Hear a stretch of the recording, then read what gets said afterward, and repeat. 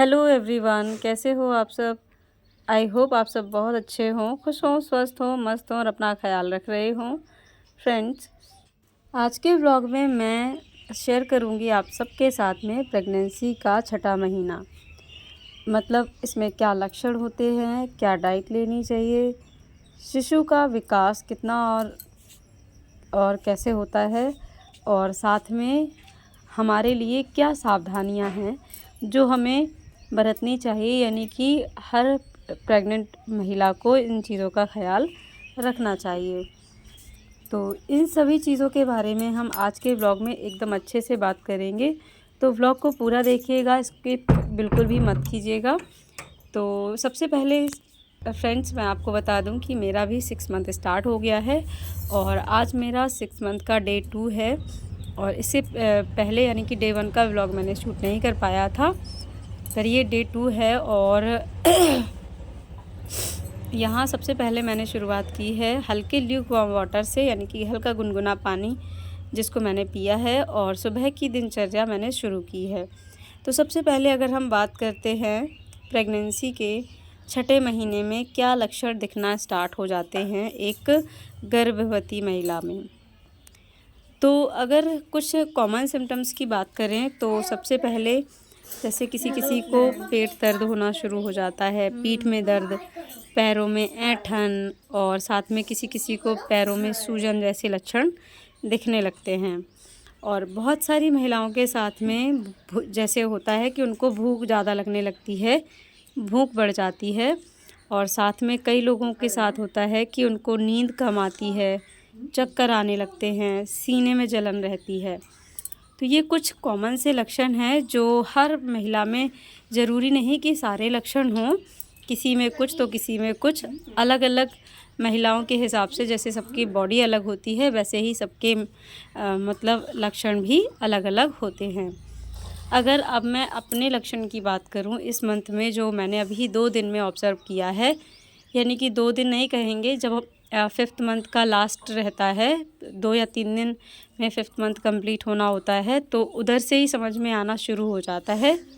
तो मेरे साथ ये है कि मेरी भूख थोड़ी सी बढ़ गई है और साथ में मुझे नींद कम आती है।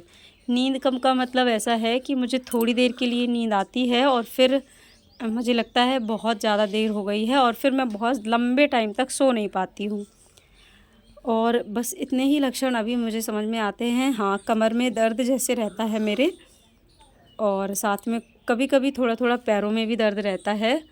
तो ये कुछ लक्षण हैं जो मुझ में हैं।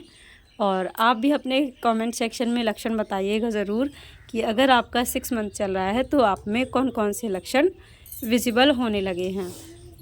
तो यहाँ मैंने और यशवी ने अपना नाश्ता फिनिश किया है। नाश्ता करने के बाद क्योंकि अभी नवरात्रि चल रहे हैं इसलिए मैं सुबह जल्दी नहा लेती हूँ, पूजा करने जाती हूँ मंदिर और घर पे पूजा करती हूँ। तो उसके बाद ही हमारा नाश्ता शुरू होता है। और यहाँ जो है मैं अपना लंच करने जा रही हूँ। तो ये है मेरी लंच की थाली। तो अगर हम इसी के साथ बात करते हैं 6 मंथ में डाइट की, तो डाइट में वही जो हम अब तक फॉलो करते आ रहे हैं।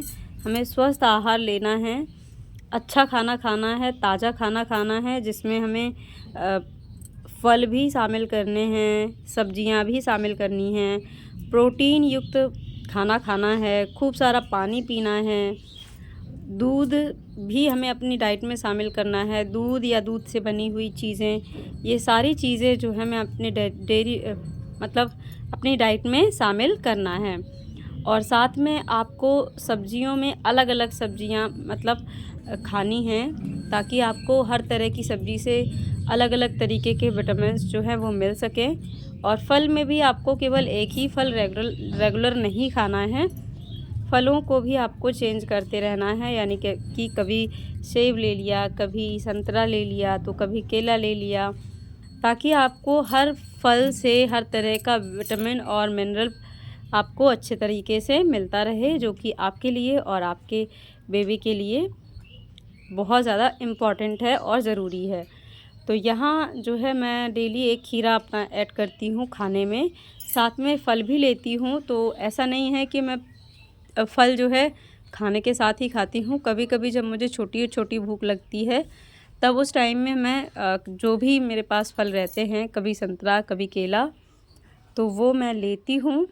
और साथ में खूब सारा पानी पीना है, इस चीज़ का बहुत ध्यान रखना है, क्योंकि जिनका भी 6 मंथ इस मंथ में है, गर्मियों में स्टार्ट हो रहा है, मतलब मार्च अप्रैल मई जून, इनमें जिनका ये मंथ चलते हैं तो उनको पानी का बहुत ध्यान रखना होता है, क्योंकि पानी की कमी नहीं होनी चाहिए। अदरवाइज़ बहुत सारी और प्रॉब्लम्स जो हैं शरीर में दिखने लगती हैं और फिर आपको बहुत ज़्यादा डॉक्टर के चक्कर लगाने पड़ते हैं।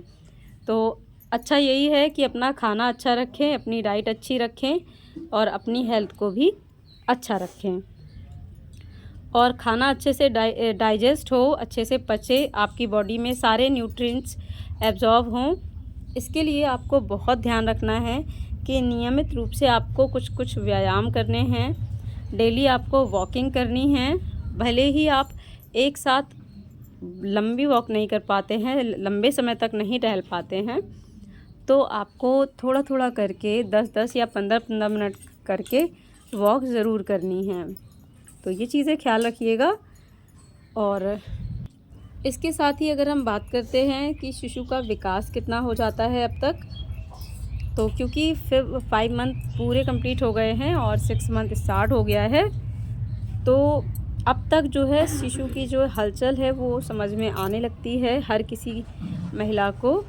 और सभी को जो है, जैसे किसी किसी को थोड़ी थोड़ी मूवमेंट आती है समझ में, और किसी किसी को तो अच्छी खासी मूवमेंट समझ में आने लगती है। तो जैसे कि बच्चा लात मारने लगता है, मुक्का है ना, उसका मुक्का फील होने लगता है, कि कभी उसके हाथ का मुक्का समझ में आता है, और इस तरह से कई अलग अलग मूवमेंट जो हैं शिशु में दिखाई देने लगते हैं, जिसको बहुत अच्छे से एक मदर, एक गर्भवती महिला फील कर पाती है।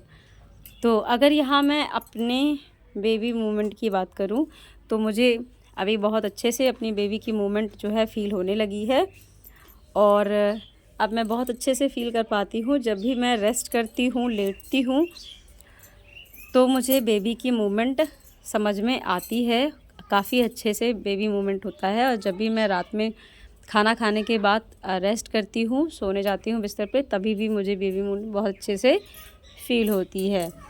और इसके बाद अगर हम बात करें शिशु के वज़न की, तो शिशु का वज़न जो है 800 ग्राम से 1 केजी के लगभग वेट जो है हो जाता है।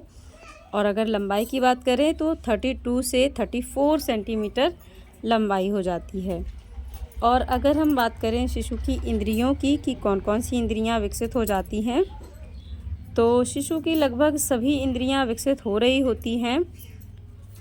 मतलब बन तो सभी इंद्रियां जाती हैं, पर उनको जो है एक फ़ाइन आकार मिल रहा होता है, तो वो अच्छे से तेज़ी से विकसित हो रही होती हैं सभी इंद्रियां। बच्चा आवाज़ें अच्छे से सुन सकता है, स्वाद पहचान सकता है, और अगर तेज़ प्रकाश है तो हल्का हल्का प्रकाश भी देख सकता है। तो ये सारे जो विकास हैं ये एक शिशु में अभी तक हो जाते हैं।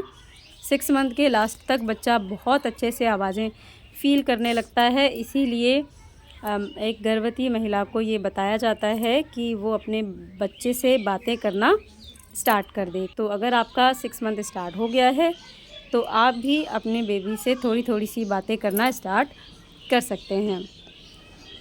तो इसके बाद अगर हम बात करें सावधानी की, कि हमें ओवरऑल इस मंथ में किन किन बातों का ख्याल रखना है, क्या क्या सावधानियां रखनी हैं, तो जैसे कि बहुत सारे चेंजेस हो रहे होते हैं बॉडी में, तो सबसे इम्पॉर्टेंट है कि आपको पर्याप्त आराम करना है।